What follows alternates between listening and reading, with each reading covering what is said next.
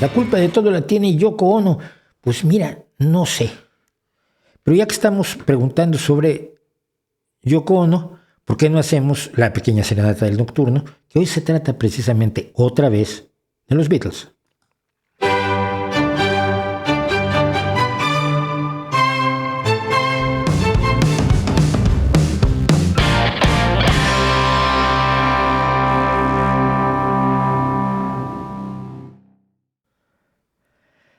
Pues sí, la pequeña serenata del nocturno en esta ocasión se dedica. Hace 2 semanas dije yo que ya venía Get Back de los Beatles. El Get Back es la filmación, bueno, es un documental editado nuevamente por Peter Jackson, el hombre del Señor de los Anillos, que retomó los 57 horas de filmación en 16 milímetros que había de las sesiones para la grabación del disco que se llamó Let It Be, que fue el último, pero no el último disco de los Beatles, lo cual aclaro ahora. Resulta que vamos a ponerlo. Resulta que después de esto iba a ser para un especial de televisión, donde se iba a ver cómo los Beatles componían un álbum completo de canciones, que finalmente ese especial nunca se hizo. Eso quedó para hacer la película que, por supuesto, Lindsay Hogg hizo 14 meses después, y el disco se llamó Let It Be.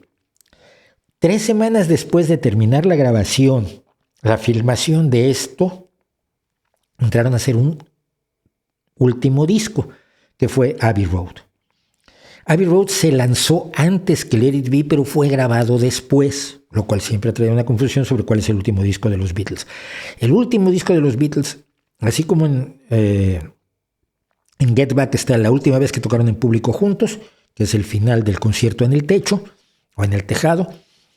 La última canción que grabaron juntos fue The End, que además resulta tremendamente poético, para el disco Abbey Road. Nunca volvieron a reunirse en un estudio los 4, pero entonces esto fueron 57 horas de grabación, de filmación en 16 milímetros, más 100 y tantas horas de grabación de audio que abordó Peter Jackson para volver a contar la historia. La película original, Let It Be, dejaba la idea de que el grupo estaba tirándose los platos a la cabeza, una cosa horrorosa, y se centraba mucho en una escena que ocurre los primeros días de grabación. Son 3 semanas de composición y grabación, donde cuando George se molesta con Paul McCartney, le dice: mira, toco lo que quieras y si no quieres no toco. Al final dejó la banda durante 2 o 3 días. Ringo ya una vez había dejado la banda. A ver, quien haya tenido una banda sabe que las relaciones entre la gente de la banda no son forzosamente suaves. Entonces, la idea que dejó el Let It Be original era esa. Y es increíble cómo una edición puede cambiar totalmente la visión de un documental. Las 57 horas a las que se enfrenta Peter Jackson se convierten en 3 capítulos de poco más de 2 horas, 3 horas cada uno. Creo que son 7 horas, 8 horas en total. Las 3 partes, por eso pues, 3 imágenes de Get Back. Y la idea que nos da es de 4 tipos que se lo pasan muy bien juntos, que se divierten muchísimo, que saben de música, una cosa impresionante, la cantidad de canciones que cantan a lo largo de esos días. Sí están jugando y tocan canciones que se saben de todos los compositores de toda la historia del rock hasta ese momento. Y bromean y juegan con las letras de sus propias canciones. Hay un momento dado en que creo que es Two of Us la que cantan Paul y John, pero la cantan toda con los dientes apretados y toda la canción, toda la letra la hacen así. Bailan juntos, se llevan bien, se entretienen, se divierten. Y detrás de eso hay un proceso creativo, pero es un proceso creativo que no está forzado. Tienen que hacerlo, y hay un momento que para mí es probablemente de las cosas más impresionantes que he tenido oportunidad de ver grabadas, y es que está Paul McCartney con el bajo, que lo usaba al revés, pues él es zurdo, tocaba el bajo así, y estaba tocando acordes en el bajo y buscando un tema musical, y dando.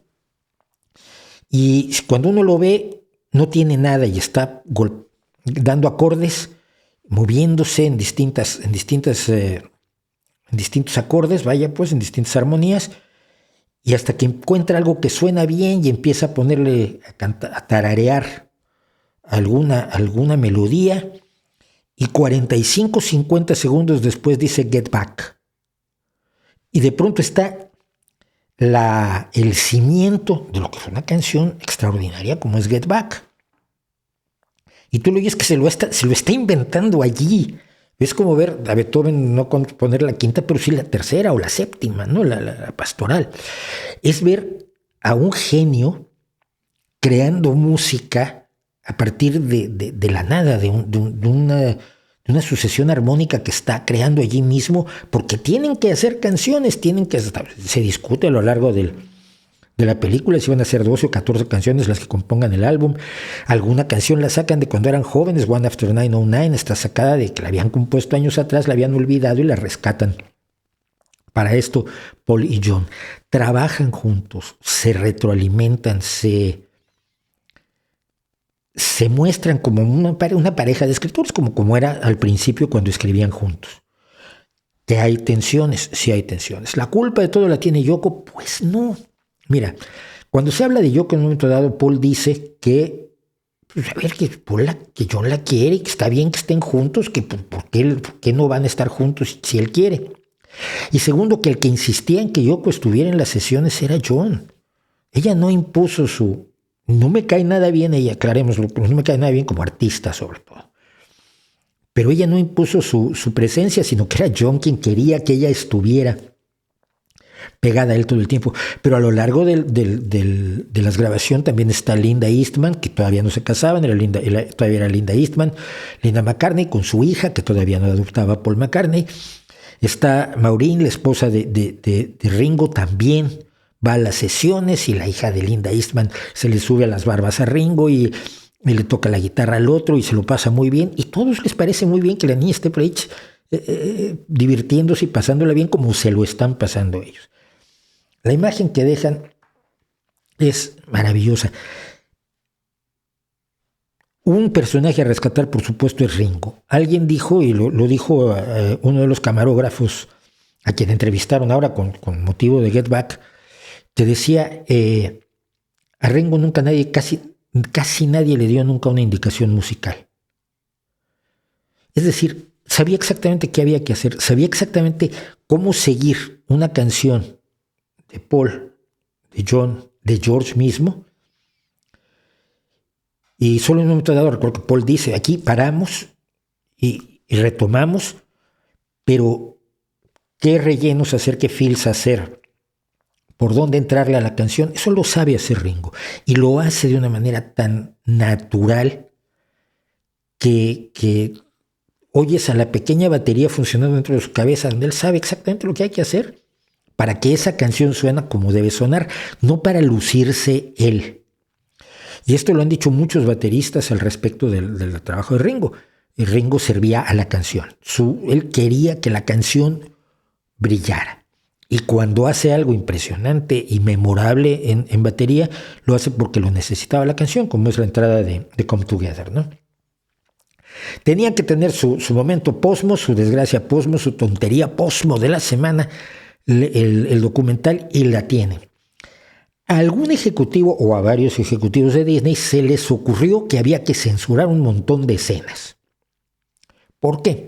Bueno, porque los Beatles decían palabras gruesas, se decían groserías, y entonces esto era inaceptable, no se podía permitir, tenían que... Disney, ¿cómo pueden decir ahí fuck y cosas por el estilo? Y además fumaban. Pero fumaban todos. Es que si hubiera habido un perro, el perro pasaría fumando. El director de la película fumaba puro. Todos los demás fuman cigarrillos, pero constantemente. Muchas de las tomas son, por ejemplo, quien haya tocado la guitarra y haya fumado, sabe que uno pone el cigarrillo después del puente, en la cabeza de la guitarra, entre dos cuerdas. Así se mete el cigarrillo, mientras tocas un rato, lo fumas, lo vuelves a poner. Paul lo que hacía era clavar, John lo que hacía era clavar la primera o segunda cuerda al extremo de la primera o segunda cuerda en la cabeza de la guitarra a la colilla. Muchas tomas parten del cigarrillo del Beatle al que están tomando para luego abrirse y mostrar la parte musical, etc. Quitarlo era como de locos.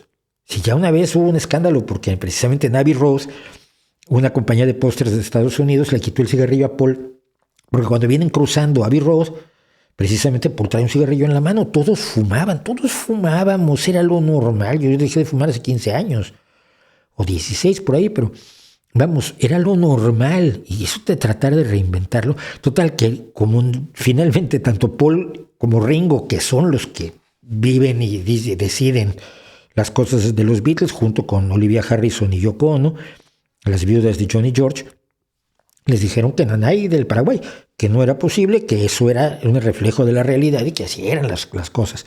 Y entonces a la entrada de cada uno de los documentales hay un pequeño... Aquí se usan palabras gruesas y hay gente fumando. Utilice su criterio y buen juicio a ver si quiere ver este documento histórico, porque de todo lo que pasa aquí, de la historia de la música, de la capacidad creativa de dos compositores extraordinarios que cambiaron la música del mundo, que empezaron como un grupo de pop bastante inocente y se desarrollan musicalmente hasta el momento en que vuelven respetable el rock dentro de la música, y le abren la puerta a todos los genios que vendrían después en el prog y demás. Todo eso lo que nos importa es que dicen palabras gruesas y fuman. Madre mía. Es un documental extraordinario, es un documental divertidísimo, y hay dos momentos que a mí me encantan. Cuando no saben dónde se proponen tocar en 1000 lugares, dicen, ¿y qué tal que tocamos en Trípoli? ¿Y qué tal que lo hacemos en una estación de tren?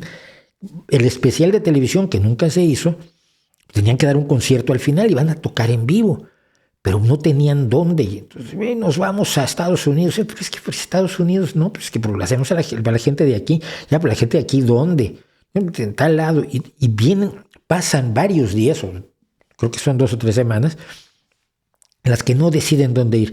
Y de pronto el ingeniero de sonido, que fue el productor del primer corte del disco, y el director de la película van y le dicen a Paul, si lo hacemos en el techo, en el tejado de los estudios de la compañía Apple, que tenía sus propios estudios en el sótano, y la cara de Paul diciendo, hemos encontrado petróleo. Y otra cuando están a la mitad, bueno, bastante más adelante de la mitad, porque hacen cada canción varias veces.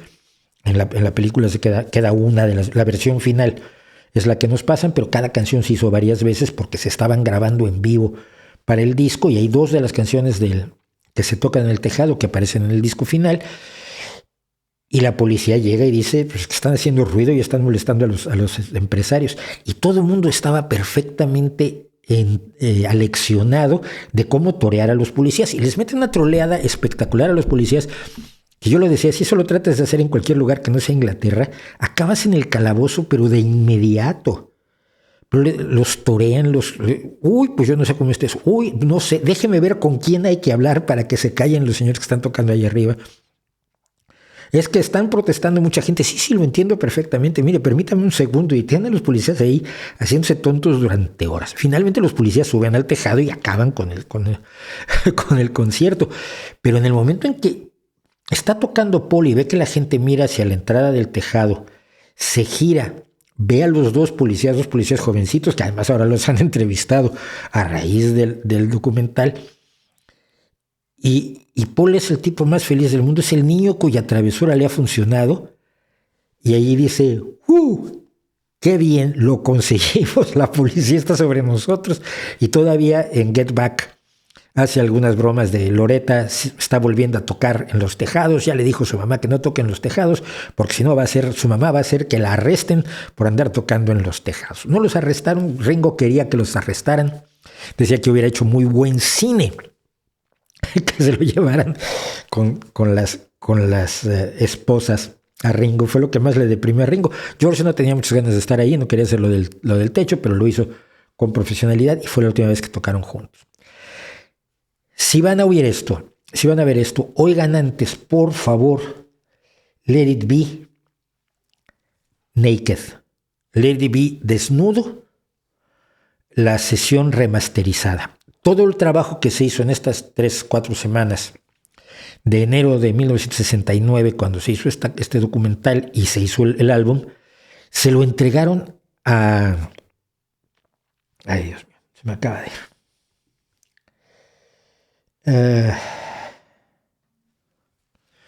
Se lo entregaron a Phil Spector, el inventor de la muralla de sonido. Metió 700 violines, 43 arpas, chelos,